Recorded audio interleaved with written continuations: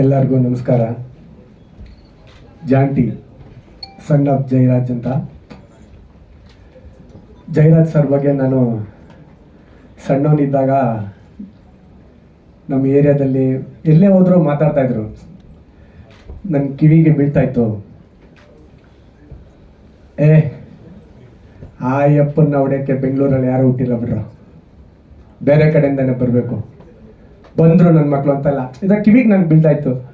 ಮತ್ತು ಅವ್ರದ್ದೇನೋ ಒಂದು ಆಪ್ರೇಷನ್ನು, ಗುಂಡು ತೆಗೆಯೋದು, ಆ ಥರ ಎಲ್ಲ ವಿಷಯಗಳು ಮಾತಾಡ್ತಾಯಿದ್ರು. ಅವ್ರ ದೇಹ, ಅವರು ಪೈಲ್ವಾನ್ ಆಗಿದ್ದರಿಂದ ಅವ್ರ ದೇಹ ಅಷ್ಟೊಂದು ಸದೃಢವಾಗಿತ್ತಂತೆ. ಸರ್ಜರಿ ಮಾಡ್ಬೇಕಾದ್ರೆ ಎಷ್ಟೋ ಇಂಚು ಮಜಲ್ಲು ಚೆಸ್ಟ್ ಮೇಲೆ ಇತ್ತಂತೆ. ಅದನ್ನೆಲ್ಲ ನಾನು ಕೇಳಿದ್ದೆ. ತುಂಬ ನನಗೆ ಸಣ್ಣನಾಗಿದ್ದಾಗ ಹೌದು ಆ ಥರ ಇದ್ರು ಅವರು, ಅಷ್ಟೊಂದು ಗಟ್ಟಿ ಹಾಳಾಗಿದ್ರ ಅಂತ ನಮ್ಮ ಕಡೆ ಮಾತಾಡ್ತಾರೆ. ಅವ್ರ ಬಗ್ಗೆ ನಾನು ಕೇಳಿದ ಮಾತ್ರ ಹೇಳಕ್ಕೆ ಇಷ್ಟಪಡ್ತೀನಿ. ಈ ಸಿನಿಮಾ ಅವ್ರ ಹೆಸರಿದೆ, ಅವ್ರ ಮಗ ಇದ್ದಾನೆ, ಹೀರೋ ಆಗಿ ಈ ಸಿನಿಮಾದಲ್ಲಿ ಆ್ಯಕ್ಟ್ ಮಾಡಿದ್ದಾರೆ. ಅವ್ರಿಗೆ ಒಳ್ಳೇದಾಗಲಿ, ಅವ್ರ ಸಿನಿಮಾ ಅದ್ಭುತವಾಗಿ ಹೋಗಿ ಸಿನಿಮಾ ರಂಗದಲ್ಲಿ ಒಂದು ಒಳ್ಳೆ ನೆಲೆ ಕಾಣ್ಕೊಳ್ಳಿ ಅಂತ ಹೇಳಕ್ಕೆ ಇಷ್ಟಪಡ್ತೀನಿ.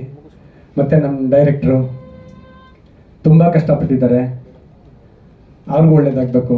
ನಿರ್ಮಾಪಕರು ಸಿಕ್ಕಾಪಟ್ಟೆ ಕಷ್ಟಪಟ್ಟಿದ್ದಾರೆ, ಅವ್ರಿಗೂ ಒಳ್ಳೇದಾಗಲಿ. ಮತ್ತು ಓಲ್ ಟೀಮ್ಗೆ ಒಳ್ಳೇದಾಗಲಿ. ನಾನು ಒಂದು ಪಾತ್ರ ಮಾಡಿದ್ದೀನಿ. ಈ ನಡುವೆ ನಾನು ಒಂದು 2-3 ಸಿನಿಮಾದ ಕಂಟಿನ್ಯೂಸ್ ಆಗಿ ಮಾಧ್ಯಮ ಮಿತ್ರರ ಮುಂದೆ ಕಾಣಿಸ್ಕೊತಾ ಇದ್ದೀನಿ.